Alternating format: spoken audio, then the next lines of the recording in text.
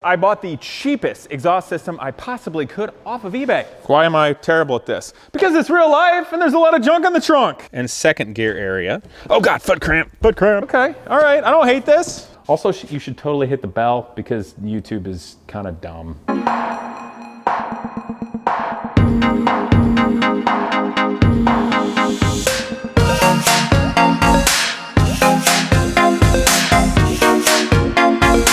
Whoa, what's up people? So I've totally got the camera in my hand like one of those obnoxious vlogging automotive YouTubers. So today I'm not going to be one of those guys. We're going to work on the Porsche 944 and I'm pretty excited because I got a fancy new exhaust system. Yes, it's in a box. Let's open it up because you guys like the box openings on the YouTubes. There's the box. It's gonna be so much fun, I know. All right, so I am an incredibly fancy and super wealthy person. I'm being completely sarcastic right now. So that's why, of course, I bought the cheapest exhaust system I possibly could off of eBay. I have no idea if it's going to be any good at all. Anyway, it was like 300 bucks. And I bought it because, here's the deal, you guys. So I could have made something, but it would have taken a lot of time. And sometimes you're better off buying something. Why am I bad at things? I'm terrible. I will cut you. Casey, this is the worst video you've ever done. I know. It's allegedly stainless steel, although it might be the worst grade of stainless steel ever conceived by man. It may sound the worst thing ever. It can't sound that bad. I mean, it's mostly just a straight tube. Let's find out. I will be your dummy today for 944s and other things. Ooh, hey. It appears there's a gasket on there. Win.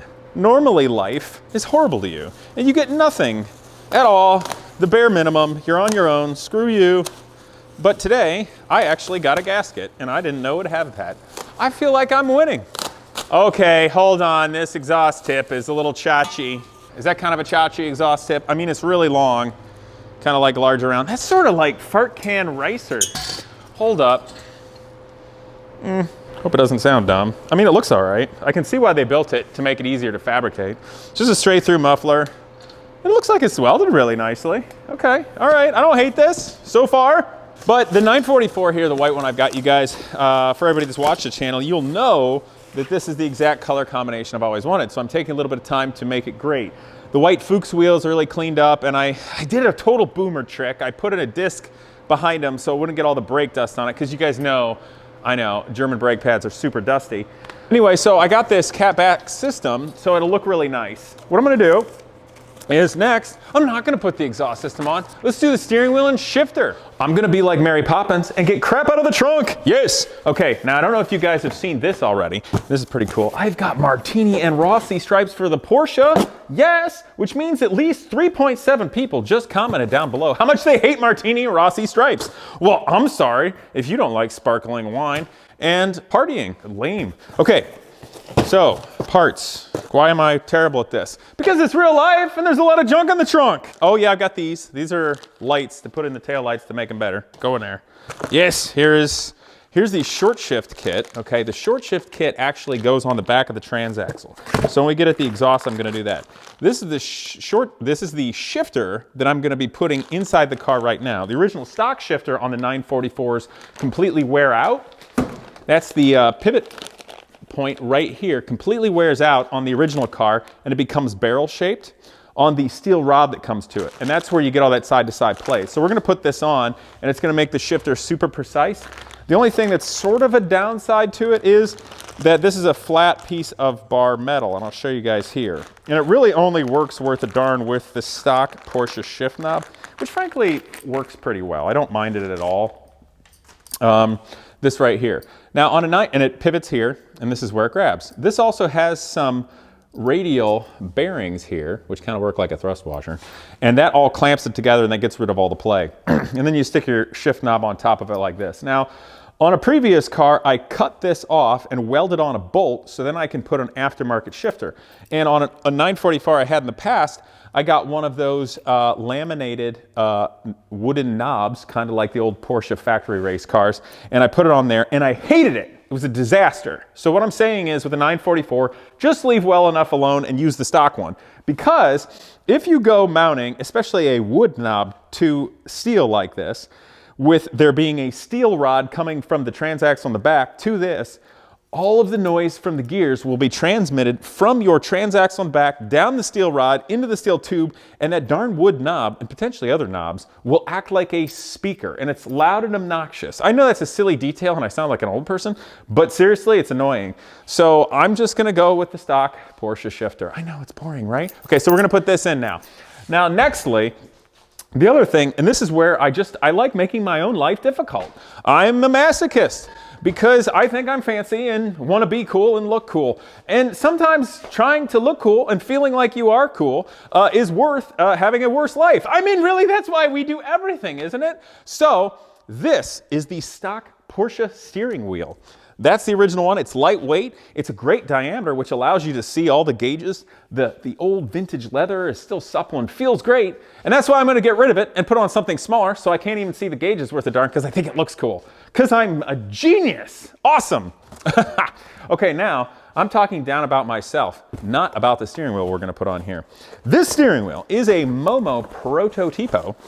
And for all of those of you who are super car motorsports history nerds, and probably masochists like me, you will recognize that this design of wheel was used on all of the Porsche factory race cars way back in the day. You know, like 917s and stuff, although they were probably smaller. It's got a little bit of dish. And it's just very good looking. It's, obviously silver anodized. It's got black leather that's white stitch. Now, the things I don't like about this steering wheel is it's kind of firm. It feels sort of hard, and the leather's kind of slippery. It hasn't really worn in. So honestly, it doesn't really feel that good either, but it's going to work well. And you can see that it is quite a bit smaller. So the next thing we're going to need now is a hub. Now, I am also just annoying and think I know everything, and it's just magically going to work. So I've got this hub, which I think goes to a 944. I've saved this from ones in the past. And also this hub has a spacer. You'll see right here, the spacer, because when you put a hub for a Momo steering wheel on your 944, you will find that the steering wheel is also too far away from you and needs to come a little closer. So you need that spacer. Now here's this horn button. This horn button looks sort of 90s or 2000s. What else do I got? There's got to be another one. Where's my other horn button? Yes, haha. Okay, so let's find out if I make the right choice with the comments below. So comment below if I made the right choice or the wrong choice. You will anyway. Okay, so. Yes. Yes. Casey, you must have a good dentist. Not actually. If you know any good dentists in the greater Northwest Ohio area or Toledo area, let me know. Had a good dentist. He's a long, long way away. That doesn't work. Okay, moving right along. So here's this Momo one. It's sort of black. It just says Momo. It's dented because I'm pushing it too hard with my finger thusly. And then this one, this sort of yellow. I think we will go with the yellow one because it matches the yellow on the tachometer and stuff. Yeah, that's brilliant to me. We'll start there into the interior.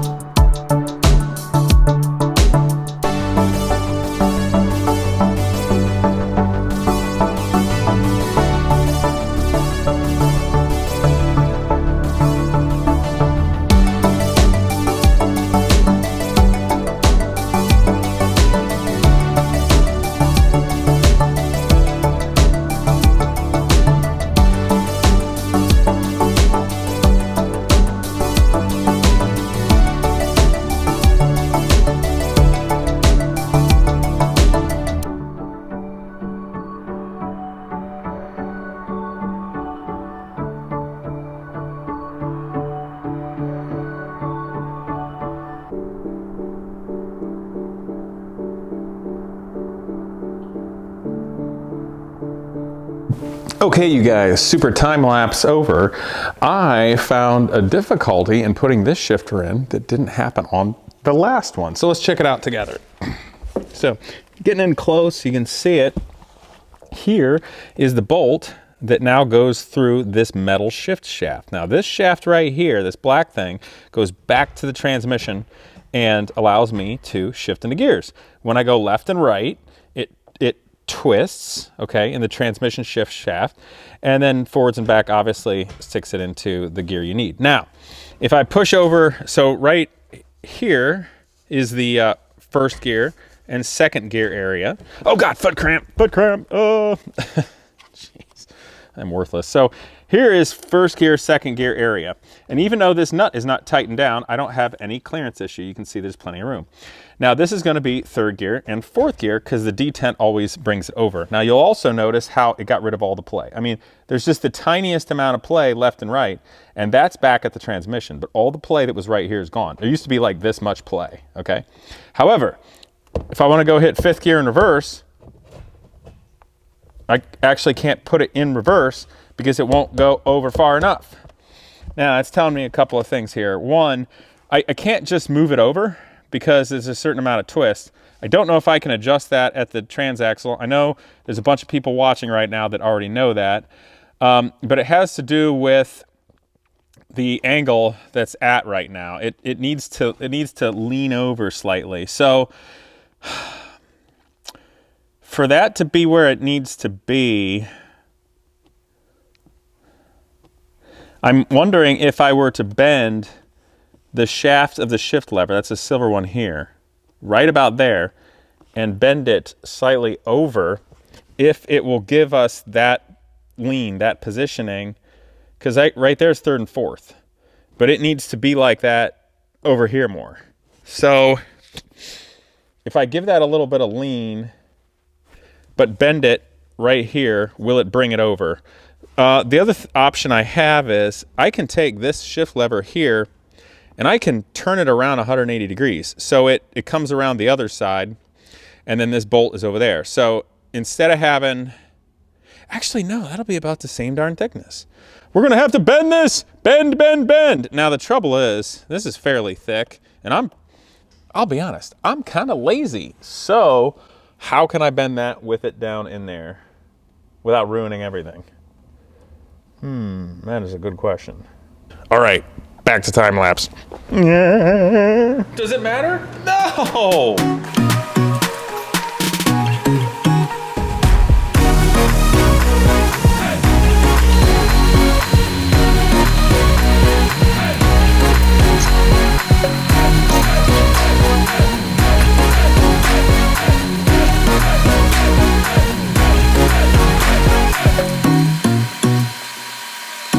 Okay, you guys, so that actually fixed it. I can't believe it!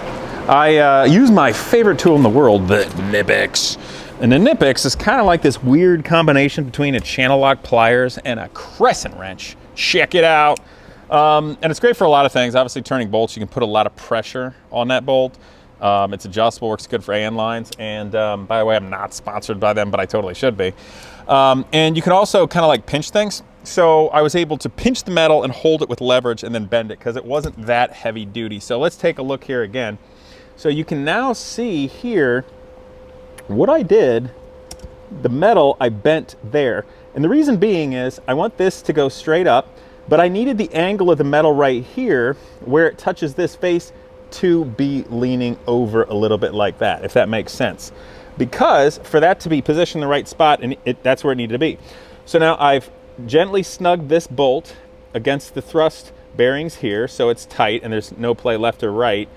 There's a little bit back to the transmission, but there's no play right there, and it goes forwards and back just fine. But when I now bring this over to the first and second gear area, you can see there is clearance between the nut and the part of the unibody here. That's the white steel. But I can go over to the fifth gear area, and then you can see now there's clearance there, pushing it forward. And then it doesn't want to engage reverse, but that's because the car is not running and it's being a dick right now. So, but it totally clears everything. So that's just an example. So this shifter here is a very, very nice piece. I'm really happy with it. But that is a perfect example where you guys have to be smart enough to know when you gotta fix something or bend it, right? You gotta be able to look at things and figure that out. All right, so let's do the steering wheel quick. Yes, and put that crap back on there, Casey. You suck at life, dang, oh God.